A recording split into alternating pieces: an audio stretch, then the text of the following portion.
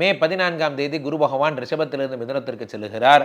மே 18ஆம் தேதி ராகு பகவான் உங்களுக்கு மீனத்திலிருந்து ராகு கும்பத்திற்கு செல்லுகிறார். 10லே ஒரு பாவி இருந்தால் அரசனைப் போல் யோகம் உண்டு அப்படிங்கிற பலன்படி 10ஆம் இடத்தில் வரக்கூடிய ராகு பகவான் உங்களுக்கு நிறைய தொழில் வாய்ப்புகள் எல்லாம் தருவார். நிறைய தொழில் பண்ணுவீங்க, நிறைய லைஃப்ல முன்னுக்கு வருவீங்க, தொடர்ந்து முன்னேறணுங்கிற எண்ணம் உங்களுக்கு வந்துகிட்டே இருக்கும். உலகத்திலேயே நான் அடிக்கடி சொல்வேன், நமக்கு எடுத்த உடனே தனஸ்தானத்தையோ யோகஸ்தானத்தையோ பாக்கியஸ்தானத்தையோ எடுத்த உடனே கிரகங்கள் பார்க்கின்ற வரம் வேண்டாம். யாரும் நமக்கு பிட்சை அளிக்க வேண்டாம். யாரும் யாருக்குடனே சேர்ந்து டிபெண்டடா வாழ வேண்டாம். ஒருவர் தரும் சர்ப்ளஸ் மணி நமக்கு தேவையில்லை. யாரையும் சார்ந்திருக்கும் வாழ்க்கை நமக்கு தேவையில்லை. என் சொந்த காலில் முன்னேறி என் சொந்த காலில் நின்று நான் சம்பாதிச்சு நான் வாழணும். அதற்கு என்ன வழியோ அது எது வந்தாலும் இறைவா நான் ஏற்றுக்கொள்ள தயார். இந்த மனநிலைக்கு முதல்ல வாங்க.